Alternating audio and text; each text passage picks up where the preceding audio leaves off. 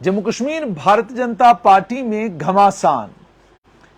अब घमासान पहले भी एक बार आप तक समाचार पहुंचाया था, इस बार क्या घमासान हो गया?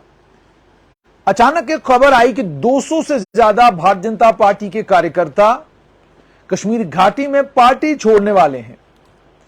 इनमें से कई वरिष्ठ नेता हैं जो पार्टी छोड़कर किसी और दल में शामिल हो सकते हैं। यह खबर सोशल मीडिया पर वायरल हुई। इस खबर के सोशल मीडिया पर वायरल होने के बाद सोशल मीडिया पर टिप्पणियां आनी भी शुरू हो गई। अलग अलग राजनीतिक दलों ने कहना शुरू कर दिया कि अंतिम समय आ चुका है, वक्त पलटने लगा है, भारतीय जनता पार्टी का सुकड़ा साफ होने वाला है, कश्मीर घाटी में यूं होगा, अब दल जो है वहां पर कुछ लोगों के साथ चलेगा। ये सारी बातें जनता में हो रही थी। इसके बीच में अचानक भारतीय जनता पार्टी के प्रदेश अध्यक्ष रविंदर रैना घाटी पहुंचे। घाटी में कार्यकर्ताओं से मुलाकात की, उनकी बातें सुनी, उनके दुखड़े सुने, उनकी परेशानियां सुनी। उनकी परेशानियां सुनने के बाद अचानक हटा दिया गया और दूसरा यह भी कहा कि अब उन्हें कोई भी रिस्पॉन्सिबिलिटी, कोई भी जिम्मेदारी उनके पास कश्मीर प्रांत की नहीं है।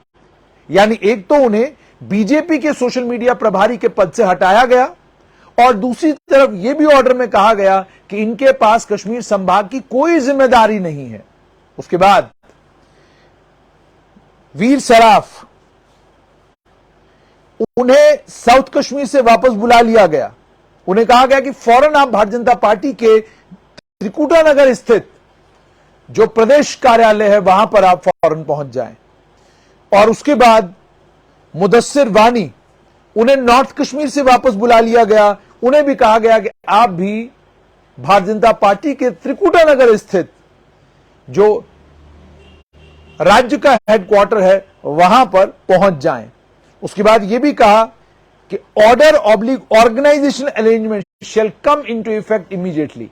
यानी जो हमने आपको कहा है ये फौरन हो जाना चाहिए, इसमें विलंब की कोई संभावना नहीं है।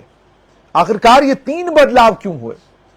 और सूत्र तो यहां तक बता रहे हैं कि वक्फ की चेयरपर्सन डॉक्टर दरख्शां इंद्राबी को लेकर भी समाचार आ रहा है कि उनको लेकर भी वहां कश्मीर घाटी के कार्यकर्ताओं ने नाराजगी का इजहार किया और कहा हस्तक्षेप करती हैं। इन्हें हस्तक्षेप करने का अधिकार नहीं होना चाहिए। पार्टी को आजादी के साथ चलाने की इजाजत तमाम कार्यकर्ताओं को मिलनी चाहिए, तभी जाकर दल बल के साथ पार्टी मजबूत होगी घाटी में। ये सूत्र बता रहे हैं। हो सकता है कल भारतीय जनता पार्टी का नेतृत्व यह कहे कि तथ्यों के आधार पर यह बात नहीं है, निराधार है ये बातें। राजनीतिक दलों में अक्सर ये बातें होती रहती हैं। पहले गुत्थम गुत्था करेंगे, ठीक ठाक एक दूसरे के बीच में गुत्थम गुत्था चल रही होगी और फिर आप जानते हैं राजनीतिक लोगों का मिजाज ऐसा होता है कि पहले मीडिया में हंगामा जबरदस्त, घमासान जबरदस्त, और उसके बाद एक प्रेस नोट आता है जिसमें यह कहा जाता है पार्टी के अंदर सब सुख शांति के, उन्हें क्यों हटाया गया? वो ठीक तरीके से काम भी कर रहे थे, उनके लेख भी अलग अलग अखबारों में आ रहे थे। कश्मीर के अखबारों में आजकल भारतीय जनता पार्टी के प्रवक्ताओं के लेख आपको हर चौथे पांचवें दिन मिलेंगे। बाकी प्रवक्ताओं के लेख आपको एक्सेल शेयर में और अन्य कुछ और। पार्टी 2 भागों में बटी हुई है। समाचार यह भी आ रहा है कि एक तरफ से वो भाग है जिस भाग में नई दिल्ली के एक ताकतवर नेता पार्टी को अपने तरीके से चला रहे हैं और दूसरे भाग में वो हैं जो जम्मू कश्मीर में स्थित हैं इस समय।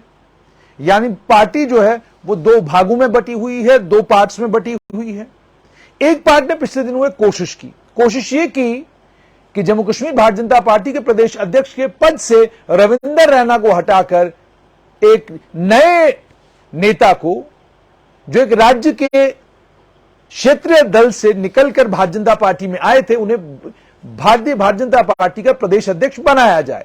हालांकि उन्होंने खुद भी इस बात का खंडन किया और उसके बाद लिखित रूप में कई लोगों ने और कहा कि नहीं जी ऐसी कोई बात नहीं है, ये निराधार हैं ये सारी बातें। लेकिन अगर ये भारतीय जनता पार्टी के सर्कलों में ये बातें चल रही हैं, उनके वरिष्ठ नेता, छोटे बड़े सभी नेता ये बात कर रहे हैं, तो इसका मतलब कुछ तो सच्चाई इसमें होगी, कुछ तो दम इस बात में होगा कि कोशिश की गई कि भारतीय जनता पार्टी के प्रदेश अध्यक्ष के तौर पर एक नए व्यक्ति को जो क्षेत्रीय दल से निकलकर आए हैं उन्हें मौका दिया जाए और उन्हें यह जिम्मेदारी सौंपी जाए। लेकिन ऐन मौके पर कुछ और ताकतें बीच में आई जिन्होंने कहा ये संभव ही नहीं है। आप ऐसा कैसे करेंगे? संगठन के साथ जुड़े हुए लोग जिन्होंने पूरी उम्र भारतीय जनता पार्टी को दी, उन्हें हटाकर आप एक ऐसे व्यक्ति को मौका कैसे इस समय दे सकते हैं जो एक क्षेत्रीय दल से निकलकर आया है और आए हुए भी अभी उसे 2 साल भी नहीं हुए हैं? क्या आपको नहीं लगता कि संगठन के बाकी लोग इस पर नाराज होंगे? खासतौर पर वो कार्यकर्ता जो पार्टी के साथ सालों से जुड़े हुए हैं, वो नाराज हो जाएंगे। और आप जानते हैं, राजनीति एक अजीब सा खेल है।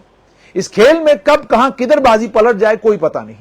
अब जो नेता अलग अलग पार्टियों से निकलकर भाजपा में आए हैं, उनकी एक दिक्कत बीजेपी में यह हो गई है कि वो अपने साथ जो दल लाए थे, वो अपने साथ जो जिन लोगों को ले आए थे, जिन्हें पार्टी में शामिल करवाया है, उन्हें कल डीडीसी, बीडीसी, पंचायत में सरपंच पंच के चुनाव जब होंगे, मैंडेट तो देना है।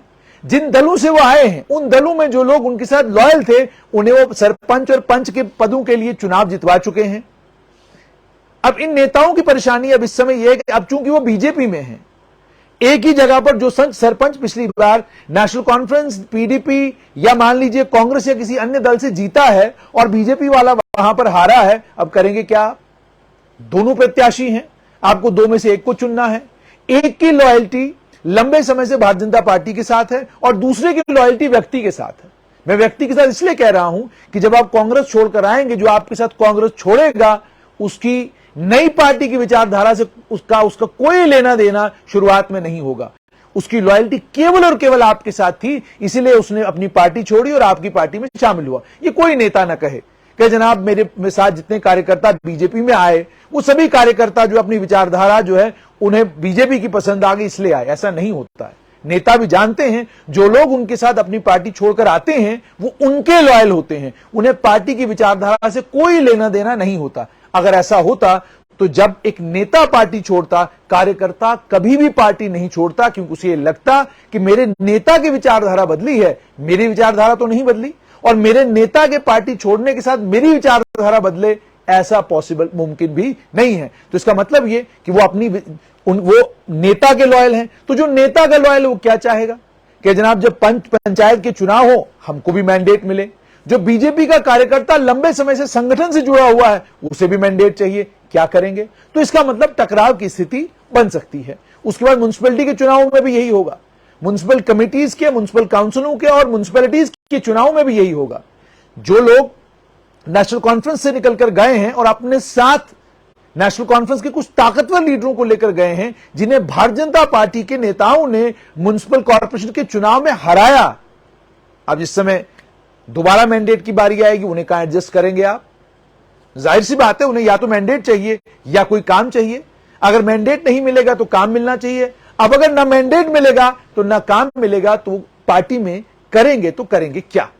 यही कारण है। इसी कारण के चलते संगठन ने जब दबाव डाला, उन्होंने साफ तौर पर कहा कि आप प्रदेश अध्यक्ष अगर बदलना चाहते हैं तो बदलिए, लेकिन जो संगठन से जुड़े हुए लोग लंबे समय से पार्टी के साथ चल रहे हैं, उन्हें ठीक नहीं लगेगा। नतीजा ये निकला कि पार्टी ने तय किया कि 2024 के चुनाव तक प्रदेश अध्यक्ष जो हैं वो रविंदर रैना ही बने रहेंगे। और रविंदर रैना ने भी अपने फेसबुक पर लिख दिया, टाइगर जिंदा है। जो उन्होंने कहा टाइगर जिंदा है, वो अपने आप में सब कुछ सुझा देता था। लेकिन जमीन पर राजनीति और ज्यादा तेज हो गई है।